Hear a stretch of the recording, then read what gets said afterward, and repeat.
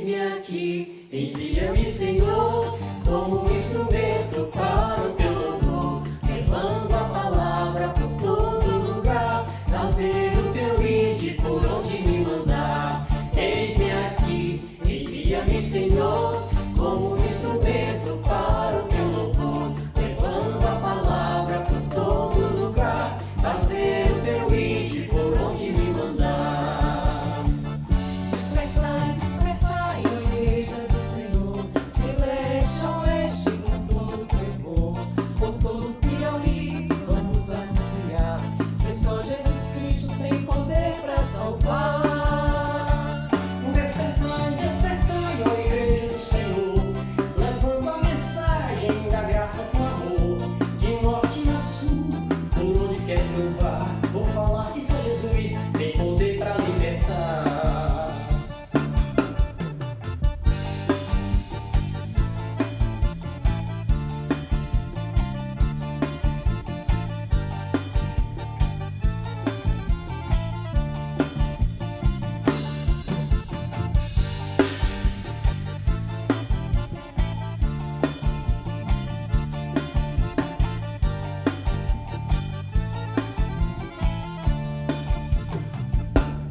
Eis-me aqui, envia-me, Senhor, como um instrumento para o teu louvor, levando a palavra por todo lugar, fazer o teu ide por onde me mandar.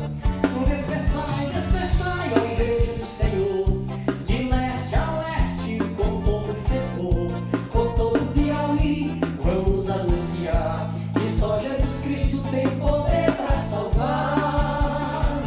Despertai, despertai, ó igreja do Senhor, levando a mensagem da graça com amor, de norte a sul, por onde quer que eu vá, vou falar que só Jesus tem poder para libertar.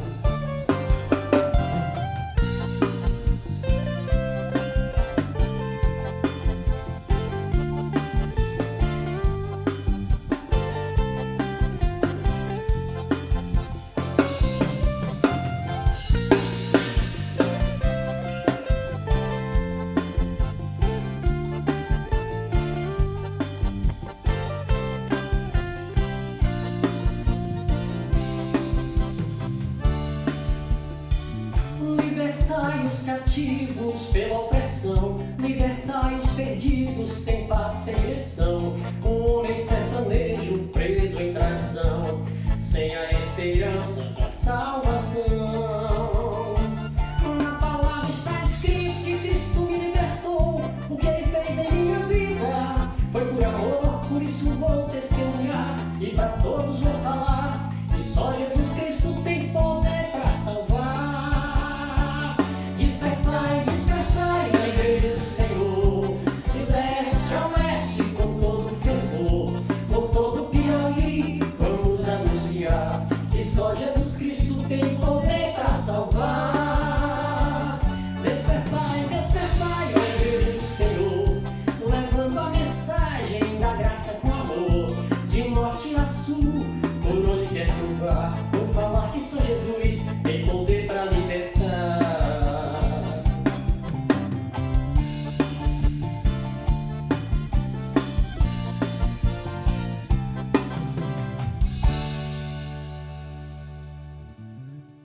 Saudação de paz, meus irmãos. Estamos chegando em mais um culto, em mais uma celebração. Sinto já a volta da normalidade, já vejo que as coisas estão aos poucos se restabelecendo. Em nome de Jesus, logo, logo nós estaremos voltando ao templo também. Estamos acertando esses detalhes para que estejamos de volta. Não sei ainda ao certo ao dia, mas deve ser breve, tá bom? Muito bem. Então, vamos orar. Vamos agradecer a Deus por esse momento, por essa grande oportunidade de nos reunirmos como irmãos, como igreja, para louvarmos e adorarmos e aprendermos do Senhor, em nome de Jesus. Ore comigo. Pai bendito Deus, a Tua mão poderosa tem nos sustentado, tem nos livrado. Nós temos passado, Pai, o vale da sombra da morte. Nós temos, meu Deus, vivido nesse tempo tão diferente, mas perseverando, aprendendo e também mantendo, meu Deus, e ampliando a nossa fidelidade contigo, meu Pai, em nome de Jesus. Recebe esse culto, esse momento, faz esse momento um momento extremamente nosso contigo, e que o prazer de estar na tua presença, meu Pai, possa ser da nossa parte recebido também pelo Senhor, agora, numa hora que nós destinamos para que o Senhor olhe para nós, olhe para a nossa vida e perceba a nossa devoção, em nome de Jesus. Muito obrigado, meu Deus. Amém. Amém. Estamos em culto. Vamos fazer a leitura bíblica. Jeremias, no capítulo 9, os versículos de número 23 e 24. Você pode acompanhar comigo? Jeremias, capítulo 9, versículos 23 e 24. Assim fala: assim diz o Senhor, não se glorie o sábio em sua sabedoria, nem o forte em sua força, nem o rico em sua riqueza. Mas quem se gloria, glorie-se nisto, em compreender-me e conhecer-me, pois eu sou o Senhor e ajo com lealdade, com justiça e com retidão sobre a terra. Pois é dessas coisas que me agrado, declara o Senhor. Eu estive pensando, não necessariamente nesse texto, mas no conteúdo que esse texto traz. Porque ele fala da nossa postura diante de quem nós somos. Porque se agimos de uma maneira medíocre, podemos nos orgulhar de sermos medíocres, rudes ou até mesmo inconsequentes. Por outro lado, alguém pode gloriar-se por não ser assim, por ser sábio, por ser douto, por ter conhecimento, por saber se comportar, mas isso pode também gerar uma soberba, pode gerar um sentimento de autossuficiência. E o que o texto nos ensina aqui é para que nós nos gloriemos em conhecer a Deus, é conhecer o Senhor e provar da sua lealdade, da sua justiça, para vivermos de maneira reta diante dessa terra. Amém? Muito bom. Eu quero que nós estejamos cantando agora um cântico que diz assim: lugar secreto. Nós temos cantado lá no templo algumas vezes e poderemos fazer isso aqui agora também com você, tá bom? Então vamos cantar.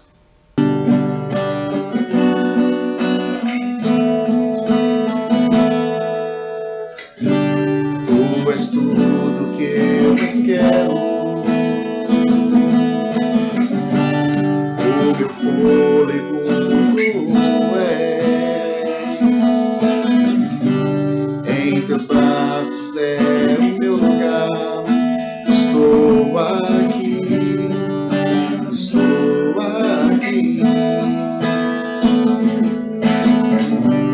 Pai, eu amo sua presença, teu sorriso é vida em mim.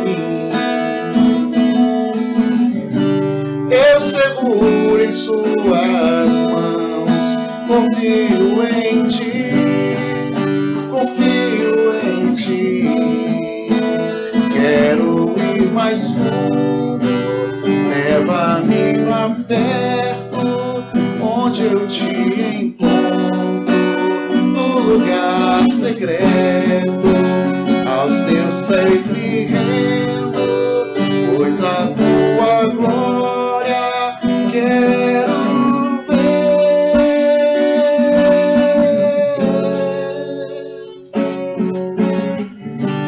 Pai, eu amo tua presença,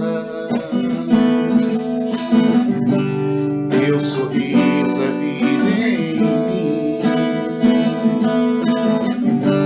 Eu seguro em tuas mãos, confio em ti, confio em ti.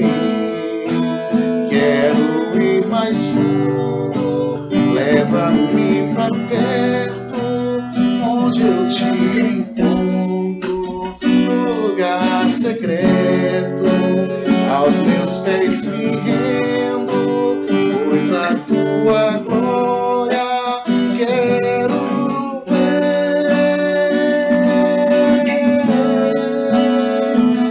Tudo que eu mais quero é te ver, me envolve em tua glória e poder. Tua majestade é real, tua voz inua em meu ser.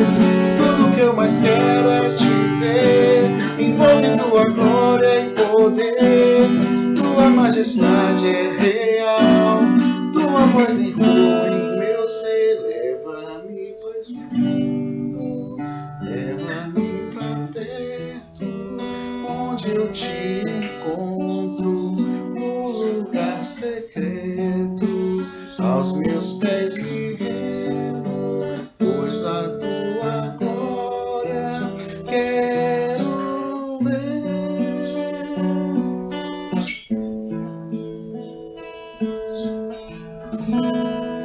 Queremos estar perto de ti, Senhor. Queremos estar perto de ti, ó Pai. Queremos participar da tua glória. Queremos ser participantes também da tua obra aqui nessa terra, Pai, em nome de Jesus. Recebe o louvor e adoração. Nos abençoa diante da mensagem da palavra. Que essa nos edifique e nos transforme dia a dia, Pai. Rumo ao Senhor, o autor e consumador da nossa fé. O Senhor Jesus Cristo, em quem nós confiamos, Pai. Em quem nós depositamos toda a nossa esperança. Muito obrigado, meu Pai, em nome de Jesus. Amém. Amém. Vamos continuar. Temos a mensagem bíblica, meus irmãos. Ainda em Apocalipse, capítulo de número 2. Nós estamos pregando esse tempo em Apocalipse. Não será no livro todo. Nós estaremos aqui no capítulo 2, refletindo especificamente sobre esse texto. É um texto que fala das igrejas, e de determinadas igrejas. E falando acerca delas, acabamos expondo o que o Senhor esteve ali conversando, ou no caso revelando a João na ilha de Patmos, onde foi escrito o livro do Apocalipse. E vamos ler o texto que se dá, como eu já falei no capítulo 2, mas dos versículos de 12 a 17. Apocalipse 2, dos versículos de 12 a 17. O texto fala assim: Escreve ao anjo da igreja em Pérgamo, assim diz aquele que tem a espada afiada de 2 gumes. Sei onde habitas, onde está o trono de Satanás, mas conservas o meu nome e não negaste a minha fé. Mesmo nos dias de Antipas, minha fiel testemunha, que foi morto entre vós, onde Satanás habita.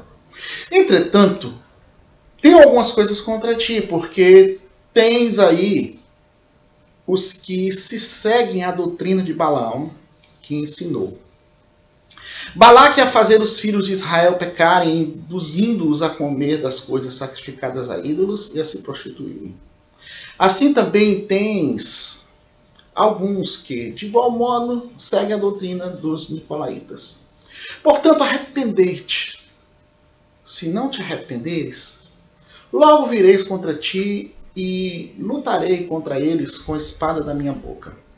Quem tem ouvidos, ouça o que o Espírito diz às igrejas. Ao vencedor darei do maná escondido e uma pedra branca na qual está escrito um novo nome, que ninguém conhece a não ser o que recebe.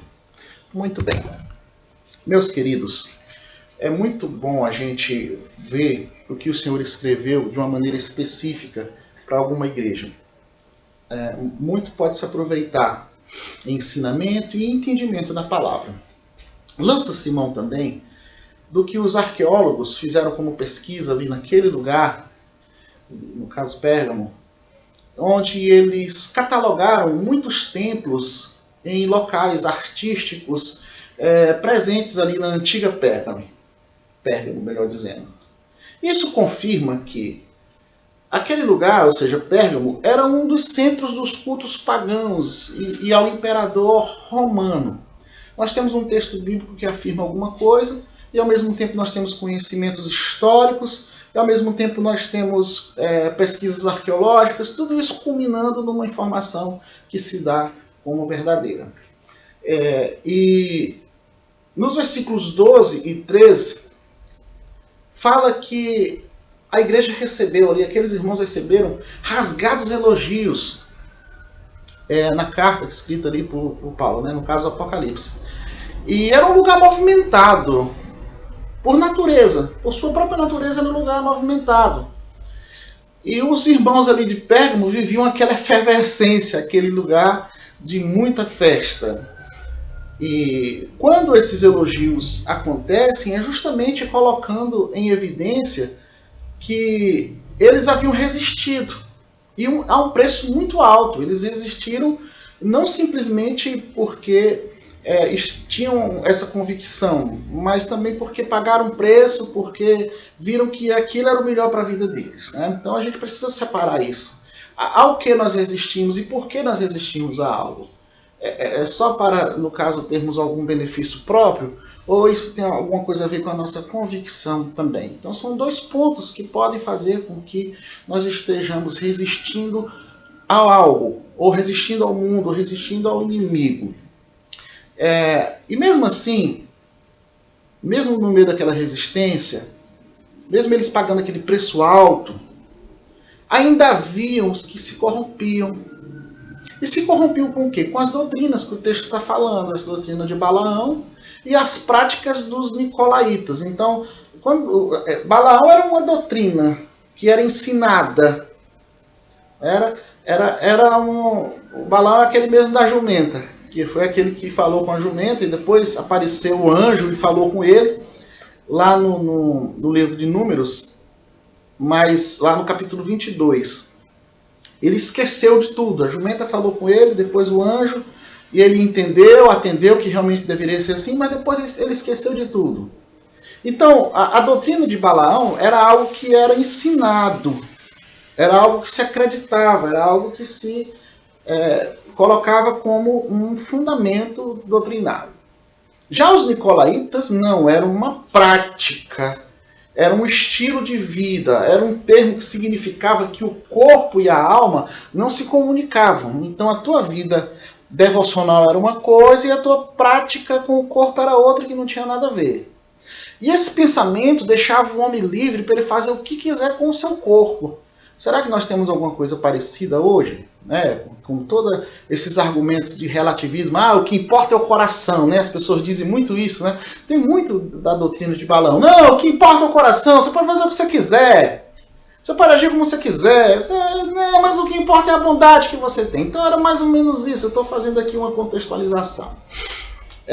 Então, alguns que eram de Pérgamo levavam essa vida misturada, tanto com essa doutrina quanto os costumes nocivos. Uma doutrina nociva, um costume nocivo, e esse libertinismo que é mencionado no versículo 15 fazia com que algumas coisas precisassem ser ajustadas ali em Pérgamo.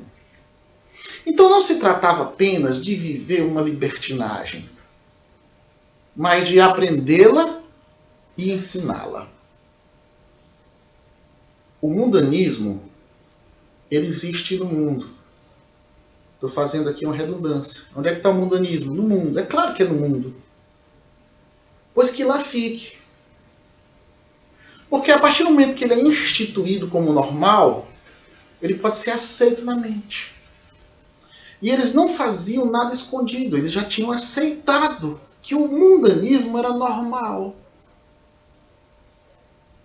Eles se divertiam nos templos pagãos, para você ter uma ideia. Eles entregavam-se durante a semana toda à idolatria, à prostituição. E no domingo seguinte eles estavam ali, nas casas de culto, cantando ao Senhor, dizendo digno é o Cordeiro, como se nada tivesse acontecido. Logo, as práticas dos pagãos entraram nas festas cristãs, de modo que não havia diferença entre elas. É uma festa cristã, mas parece uma festa mundana. Daqui a pouco os cristãos cederiam ou cederam à pressão, como se cede muito, porque vem esse conceito mundano engolindo e devorando muitos que não se estabelecem na fé. E aí nesse ponto, aonde o texto coloca os de Pérgamo como aqueles que passariam de vencedores a vencidos. vencidos pela imoralidade, porque aquilo se tornou comum. O problema era que não havia mais diferença visível entre cristãos e não cristãos, e nessa carta de Apocalipse, os pergamenses cristãos, eles são advertidos a triunfarem também sobre esses perigos. A advertência ainda permanece, e nós somos também convidados a triunfarmos. Por onde? Pela palavra de Deus. A promessa para o futuro começa sempre agora pelo presente. E quando nós olhamos para essa palavra, tanto podemos obedecê-la quanto rejeitá-la. E assim como o homem cria costumes que são nocivos, o homem também pode inventar coisas que não estão na Bíblia e que se estabelecem no meio da igreja como prática, como tradição, que aí é o outro extremo. Enquanto isso, a Bíblia é simples, ela é clara, ela nos traz uma linguagem acessível, e mesmo assim muitos fraquejam. Meus amados, o triunfar é agora. O triunfar é todo instante, é todo momento. E mesmo que nós fraquejemos, nós podemos voltar ao mesmo ponto e recomeçar. E essa perseverança vai se estabelecendo em nós de uma maneira cada vez mais sólida. Já o versículo 17 traz aqui uma simbologia que retrata muito bem isso que nós devemos buscar, quando ele diz: ao vencedor darei um maná escondido e uma pedra branca. Ou seja, o maná se tornou um memorial para gerações futuras, que se lembrassem de seus antepassados. É isso que o maná está representando aqui no texto. E também Jesus, ele se apresentou como o quê? Como o maná. Por quê? O maná era o pão que descia do céu. Como diz lá em João, capítulo 6, versículo 51, eu sou o pão vivo que desceu do céu. Se alguém comer deste pão, viverá para sempre. E o pão que eu darei pela vida do mundo é a minha carne. Veja só a relação que existe da pessoa de Jesus com os ensinamentos que é colocado aqui no capítulo 2 de Apocalipse. Todo dia, o padeiro faz o pão. E esse pão é vendido. E o que sobra? O que sobra fica seco, fica duro, não tem a mesma qualidade, não tem a mesma utilidade. Continua sendo pão, mas ele perde suas propriedades. No dia seguinte é preciso fabricar um pão novo. E assim sucessivamente. E todos os seres humanos, eles são convidados a tomar desse pão que não perece. Esse é o convite que é trazido do Apocalipse. Olha, venha para uma festa que não é corrompida. Venha para uma vida que se dá sem influências de fora. Quem precisa comer dos manjares perecíveis do mundo pode sim confundir as coisas. Então Jesus nos chama para uma relação duradoura, do agora, do sempre, do que não se desgasta, do que é feito apenas uma vez. E se nós olharmos para as características do mundo, nós observaremos que tudo no mundo precisa ser renovado. No final da festa está todo mundo bêbado, cansado e tudo de ressaca. No final de alguma ação de corrupção, há um temor no coração do homem porque não sabe se vai ser pego ou não. Então, nós somos convidados a viver diferente. Se nos alimentarmos da palavra de Cristo, nós ficaremos cheios dessa palavra. É aquilo que comemos que nos constitui, é essa dieta do pão do céu que nós devemos nos alimentar, porque ela nos fará melhor. O texto também fala daqueles que recebem uma pedra branca, com um novo nome. E essa pedra era chamada de Tessera. Era assim que era o nome dela, porque era uma espécie de senha que dava acesso a muitos benefícios ou lugares. Era uma pedra. Era comum no mundo antigo o uso dessas pedras para servirem como um bilhete de entrada. Era uma espécie de ticket ou um ingresso para algum festival público. E a nossa vida cotidiana, ela pede cada vez mais senhas. São letras, são números, pede a data, pede o CPF e as informações pessoais, o nome do pai, da mãe. Tem tipo de senha de todo jeito. Por que essas senhas existem? Por conta dos malfeitores, que podem se apropriar dos nossos dados. Então existem lugares em que só nós podemos entrar com as nossas senhas. Isso foi conquistado por Cristo. Os irmãos de Pérgamo ouviram que havia uma senha de acesso direto a Deus por meio de Jesus. Era isso que estava chegando até eles. E nós também somos convidados para a festa do Cordeiro. E a senha foi marcada no madeiro com sangue. E Cristo que confia no nome de Deus, o Senhor Cristo, a pedra angular, a pedra de esquina, por meio de Jesus, nós estamos seguros da vida e da morte. É esse livre acesso que nós recebemos dele. Nós somos convidados a participar das bodas do Cordeiro, que devem agir como vencedores e não como mundanos. Devemos agir assim, dignos de entrar nessa festa. Nós somos convidados a manter uma vida espiritual elevada, inspirada por Deus e realmente diferente. Jesus é o pão da vida, e quem se alimenta deste pão não precisa de outras coisas. Amém? Quero dar as minhas felicitações aos pais, a todos os pais. Feliz por esse dia, é um dia também meu, um dia especial, um dia magnífico, um grande dia que fazemos essa lembrança de saber que temos um grande privilégio de ter família e de sermos o provedor do lar. Que o Senhor abençoe todos os pais em nome de Jesus. Lembrando também que nós estamos em campanha de missões estaduais. Você já deve ter construído o alvo no seu coração, já pode ter contribuído, mas ainda há tempo de você enviar a sua oferta. Procure a tesouraria da igreja, que ela lhe dará as informações necessárias para que isso aconteça, tá bom? Então vamos orar, encerrando esse culto, em nome de Jesus. Pai bendito, nos trouxeste até aqui, nos colocastes aqui, nos fizeste, meu Deus, aqueles que têm acesso à Tua Palavra. Nós somos feitos, meu Deus, aqueles que têm acesso à Tua imensa bondade. E por isso, meu Deus, em nome de Jesus, pelo sacrifício de Cristo, superabundou a graça, onde abundou o pecado, e nisso nós somos alcançados. Abençoa nossas casas, as nossas famílias, a nossa vida, e que em nome de Jesus sigamos firmes e fortes, não desfalecendo na nossa fé, mas confiando plenamente que o Teu alimento, Pai, que o pão vivo do céu é suficiente, e não precisamos de outra coisa para a nossa dieta espiritual. Em nome de Jesus te agradecemos. Amém. Amém. Um grande abraço de paz a todos, meus irmãos.